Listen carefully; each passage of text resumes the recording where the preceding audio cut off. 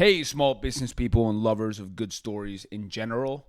This is Small Business War Stories, and today is episode number 009. We're almost up to 10, and it's exciting. And my guest today is a little different. His name is Joe Mellin, and he was my original business partner in starting my company, Proven. And we broke up as business partners. We ended up going our separate ways, but we're still good friends to this day. So it's basically I'm putting myself out there and hanging myself out to dry, if you will, and making, putting out my own story through the eyes of someone else. And it's a pretty common issue with small business people where sometimes partnerships don't work out. And Joe and I talk about how to navigate that breakup as business partners, and how to make sure that you don't have to be best friends, but how to make sure that you're in as good a terms as possible. And again, this episode is brought to you by Proven, and Proven is the best small business hiring tool in the land. And again, I'm biased because I founded the company with Joe originally, and then my business partner Sean.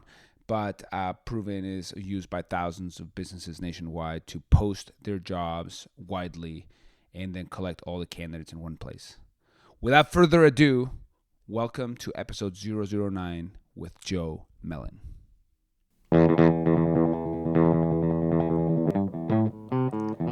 Small Business War Stories. Small businesses are the soul of America. And this is where they tell their stories.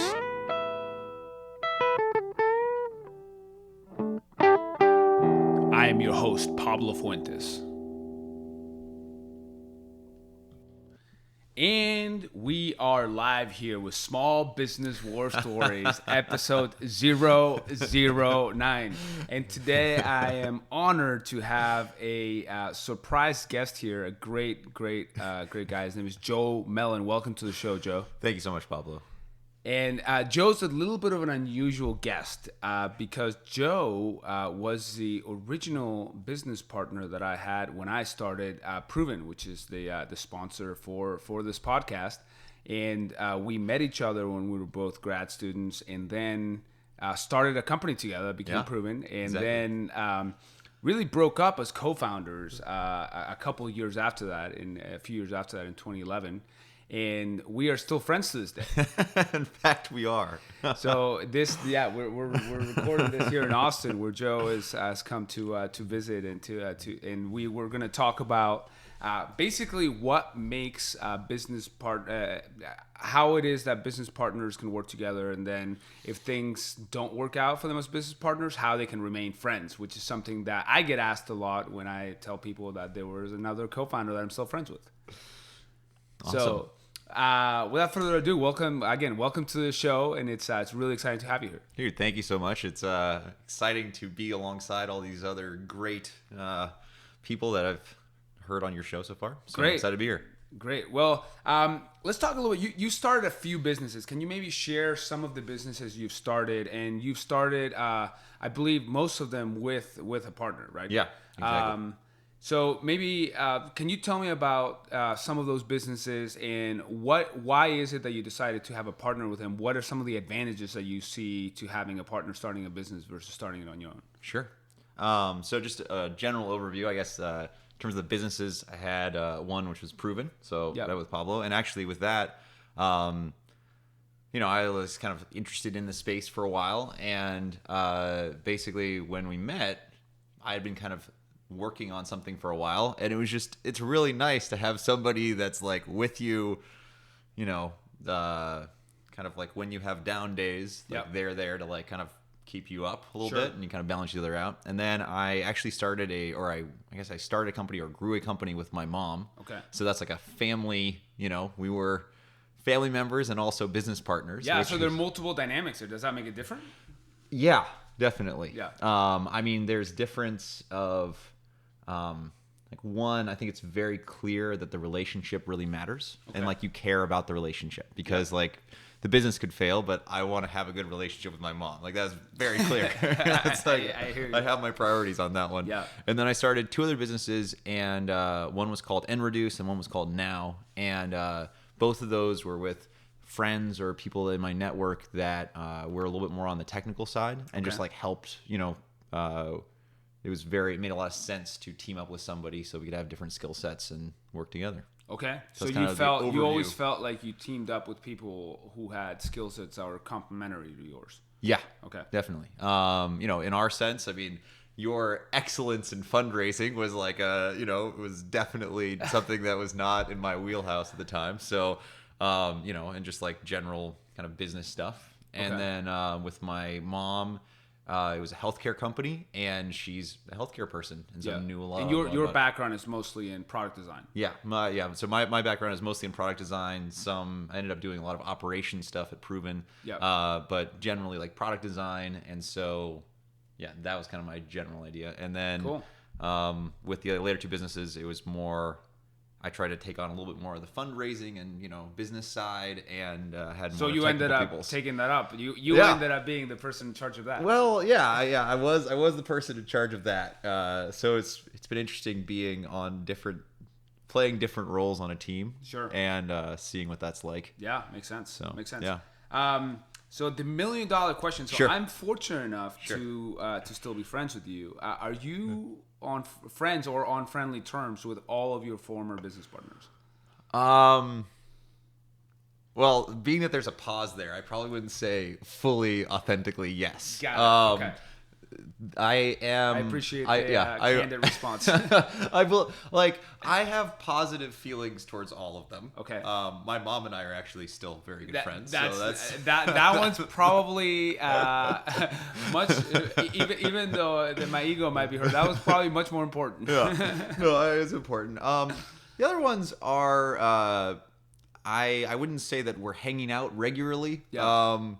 I have very positive, good feelings towards them. One of them was not really like a close relationship going into it, and kind of we went our separate ways afterwards. Yeah. And the other one was like kind of a friend, and then afterwards we were, I don't know, we haven't seen each other in a couple years. So it's a little. I wouldn't say it was. I'm not like flying out and visiting him in another city somewhere. So okay. It's not like it's bad, but like So I should feel fortunate. Yes. Okay. Yes. Got it. Well, cool. I mean, you're in the 50% of the positive outcomes. Got it. Awesome.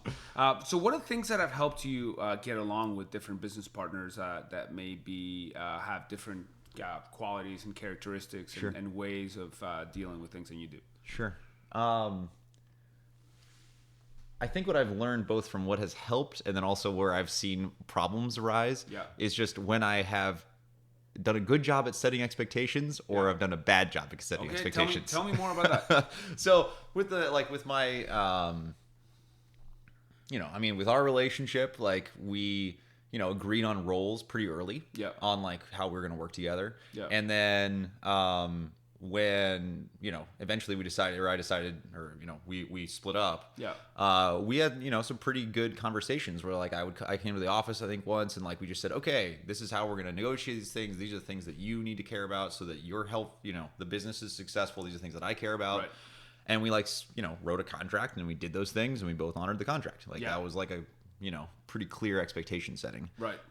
With my mom, there was, we just sat down at the beginning, and we're like, both of us just made it very clear that we would much rather be friends and, love each other and hang out on Thanksgiving than like bring in a little bit more, or like, own more percentage of the company or something like that. Right. So, those were pretty clear on, let's see, the times that it hasn't worked. I guess one side was I met someone new, and we negotiated kind of a very. What does met someone new? Sorry, I was starting a business with someone that I really didn't know before. Got it. Okay. So I went in and was like, okay, I want to do this, but I'm not going to agree to give up a large part of the company right off the bat. Yeah. But we kind of set up a pay-as-you-go kind of structure. Okay, hold on. Where let's take half a step back. So what does that mean? What's maybe for the benefit of our listeners? What are all these things are essentially negotiated, right? Yeah. There's no ultimate rule as to how how these things get divvied up, but like maybe walk us through like how you think about that when you're starting a company, and does it matter who was there before, or does it matter whose idea it was? Those are questions that I get a lot. Sure. Let's start with one of those. Yeah. Which one would you like to start with? I guess, how do you think about the process of divvying up ownership and equity when you partner up with someone? Sure. I think that basically when you start a company, there's actually a relatively low chance of success. And especially like if you're going for a startup, like high growth company, if it's a winner, everybody's winning. Yep. Like, so, negotiating really hard on things like whether it's 2% or 5% right. doesn't really matter too much, because most of the time you're negotiating about something that like doesn't end up mattering. I think the things that are a little bit more important are just making sure that everybody involved feels like that they're appreciated, and they don't get resentful. Because if someone feels like they're not getting enough, or and they're not talking about that, that can kind of fester. I bet. And it just creates resentment, and it's just not good. Yeah. And like, so communication and everything, having everything really clear and above board is important. Yeah. And also just having everybody involved with the mindset, or like coming with the mindset of, we're not battling against each other, but we're battling against, the industry or the market. And like, we want to go achieve something. So like, we are a team that is together and we're helping each other. And having infighting on the team is not a good way to take on a large challenge. So just like having it really clear. I think the other thing that I've personally learned is like that some people don't necessarily know how to value what they're asking for. I guess that's not very clear. Let me start over that one. No, I think I know what you mean. What I'm hearing is that it's tough for people to understand where to start at a negotiation point, and to understand what they bring to the table. Yes. Okay. And also, like, how to know, how to like decide personally whether or not they're getting a fair deal. Yeah. So people talk, they triangulate, read things, talk to friends, and those articles or those friends may or may not be applicable, and may or may not be right. Exactly. Okay. So just like, I think it's like a good test of a relationship with like, can you have an open and honest discussion about this? And also, can someone, let's just say they come in with an idea of like, I want X%. Let's say I want 30%. Yeah. And the other person says, I want 20%, or I want to give you 20%. Yeah. Something like that. And then can the two people come together as a compromise? Yeah. Or do they stay, like, do they both, stay entrenched in their positions? Right. And then start, then fight. Right. Because like, that's a kind of indicative of like future, how things are going to go. Yeah, how things are going to go. It's like, if both people aren't in the mindset of that, really what matters is the success of the team. Right. And also, hey, we're going to have different views, and sometimes I'm going to have to follow you, sometimes you're going to follow me, sometimes we're going to have to compromise, sometimes we're both going to feel like we're getting a not that great deal, but we're moving forward. Like, I think that's the key thing for me. Okay. And what I'm hearing kind of between the lines is that the level of, I guess, friendliness that you've had with people that you started a business with in the past has been somewhat directly proportional to how open the communication was and how well those particular negotiations went. Yeah. Okay.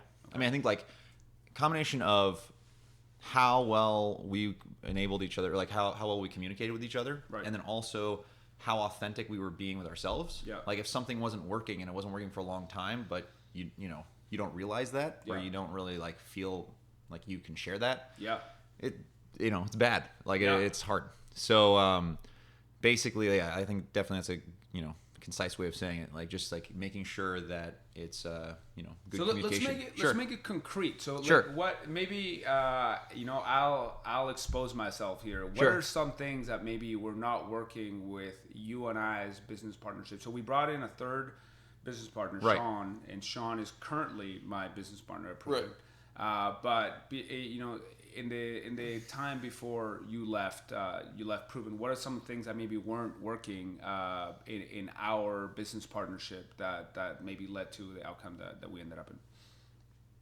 That's good question. Good question. I mean, I think that, like, for me, when I think back on like the disagreements that we had, okay, a lot of it was on company direction. Yep. Like, I remember it kind of felt like you had made some promises to investors and also outside organizations, and we're like, didn't want to let those people down. Sure. And then I was feeling like I didn't really believe in the product as much, and there was like a tension there of like direction. Okay. Like, do we keep going the direction that we're going? Right.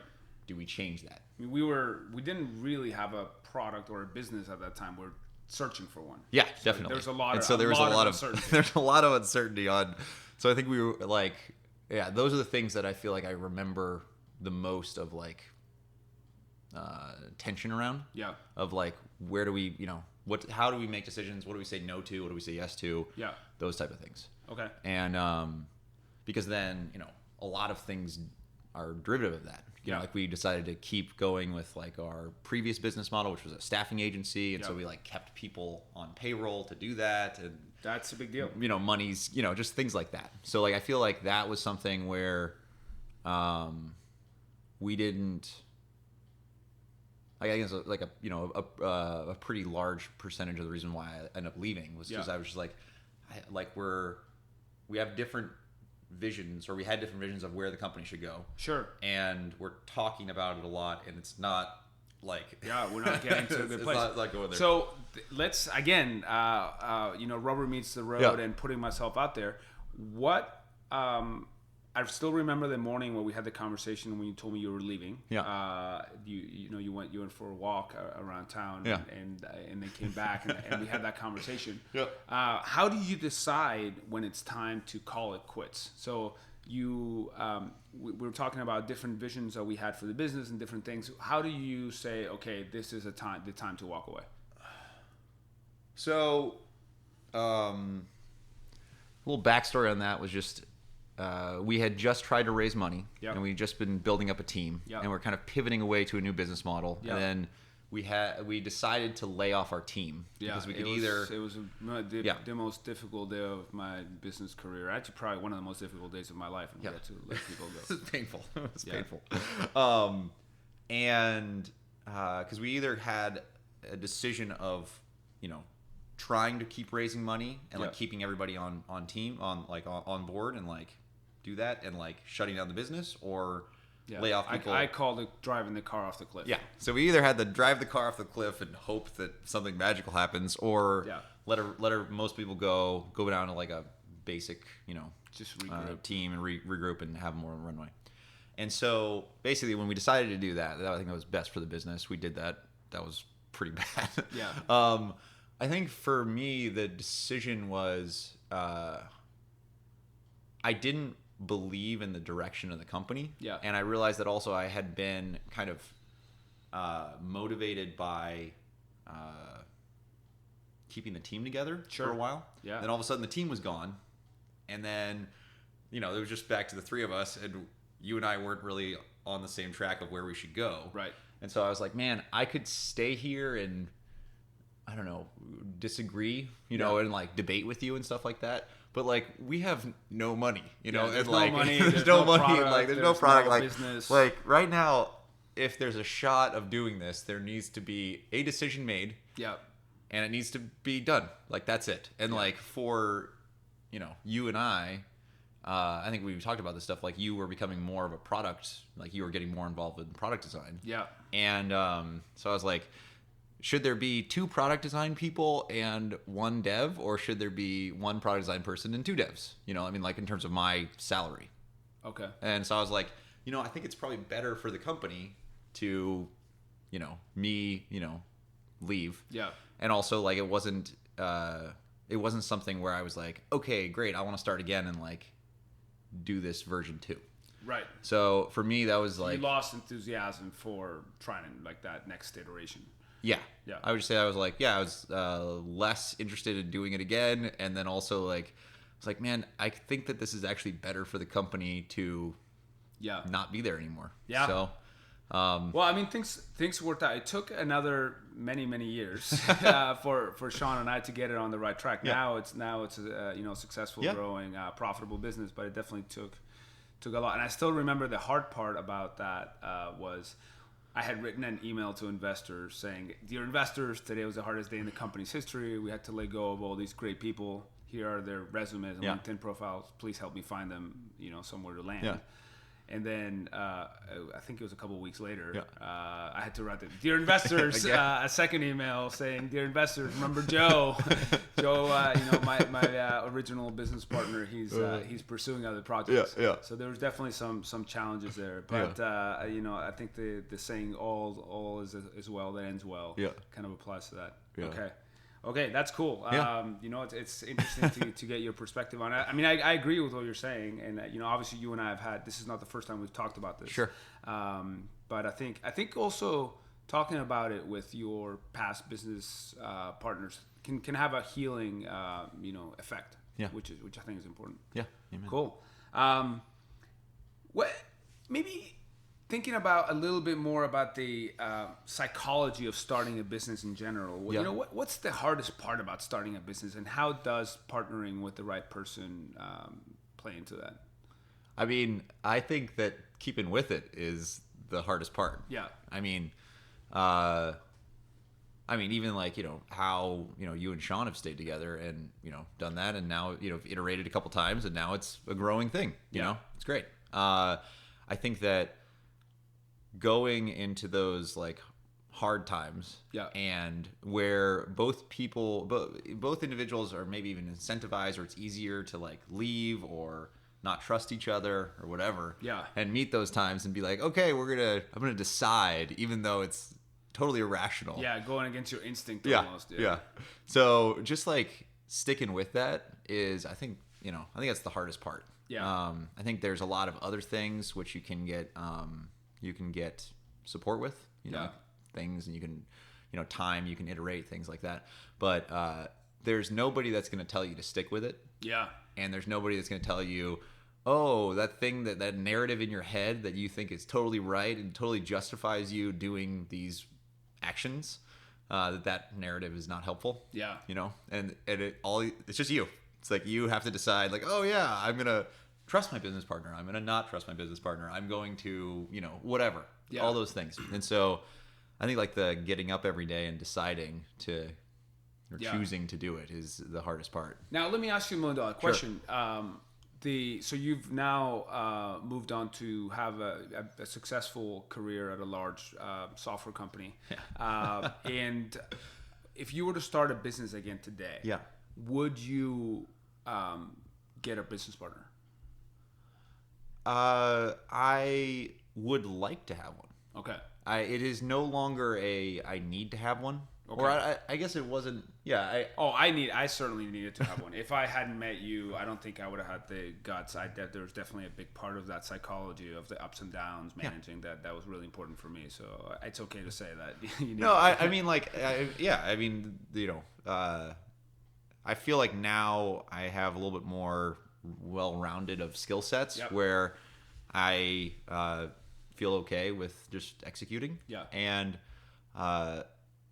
but I mean, it's so much more fun to do it. It's harder, but it's also more fun when you have someone to like share things with. So what I'm hearing is that you would seek another business partner. Now, what would be the characteristics and the things that you would look for in that partner today, knowing all the things you know about partnering with people? The bare minimum. The bare minimum is that they are like authentic. Yeah. And they're really honest, like brutally honest. Like, just if those things aren't there, it doesn't lead great. So that's places. like the substrate. That's like the substrate. That's the dirt that the tree grows on. And then the other one is just, do we balance each other out? Yeah. And also, like, is it clear that there are roles and people are okay with roles? Yeah. And, one person's going to lead and one person's going to follow sometimes or all the time. But just like, is it something, those are some basic things. Okay. Where, those are things that that I find I just like need to have. And then from that, it's just, do we enjoy working together? Do we have complementary skills? Are we like bigger than the sum of our parts? Like do we add things? Yeah. And I've definitely have a newfound appreciation for people who challenge me. Yeah. Because it's very helpful. Yeah. Generally speaking, we even when you say, oh, I like to learn and I like to have criticism. I mean, I'm obsessed with improving and I always ask everybody on my team and my business partner, what can I do better? Yeah.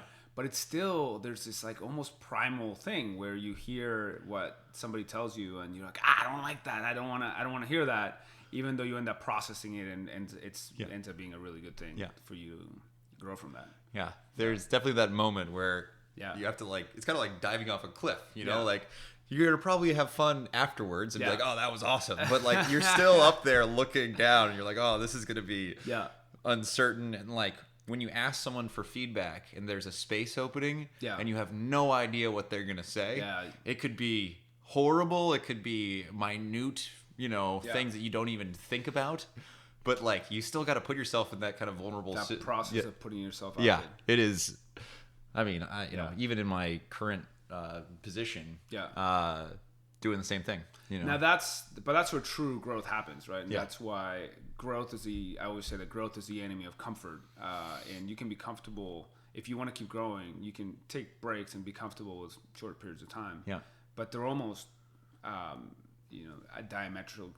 Like they're opposites. Like you can't really grow without discomfort. Right. Okay. Cool. So before we sign off here, you're here visiting. Is this your first time in Austin? I've been here a couple times. This is one of my longer stays. Okay. Yeah. So tell me about what your impression of Austin is. I mean, it's pretty different from. You live in San Francisco. It's pretty different from San Francisco. What do you think about Austin? It's nice. Yeah. It's real nice. It's much slower, a little calmer. Yeah. It feels like people on the streets are not as aggressive as all the cabbies flipping off Uber drivers in San Francisco these days. Yeah. It's I think something that's really important about areas is who else is there. Yeah. And kind of what their lifestyle is like. Yeah.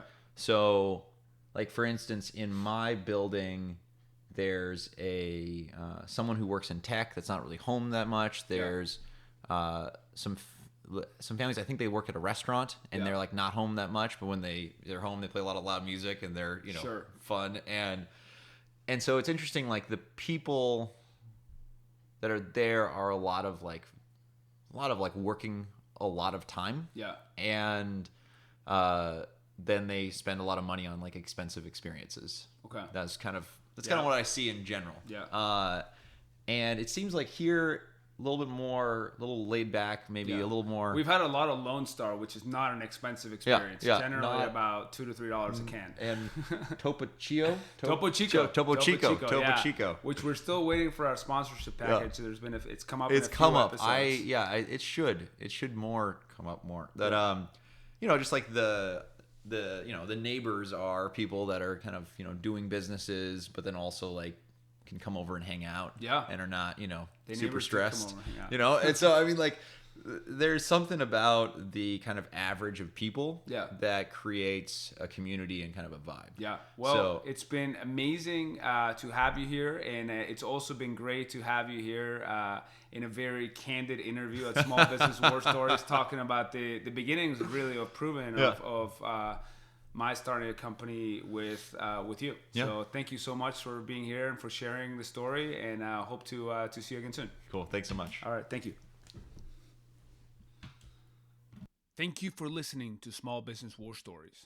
If you enjoy the show, share it with a friend, or you can subscribe on iTunes, Stitcher, or on our blog at blog.proven.com. If you have an idea for us, we'd love to hear it. Please email us at podcast@proven.com. See you next time.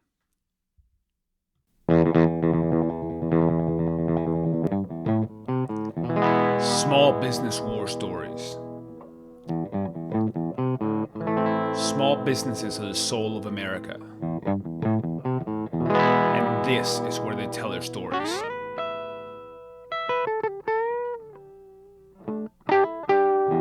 I am your host, Pablo Fuentes.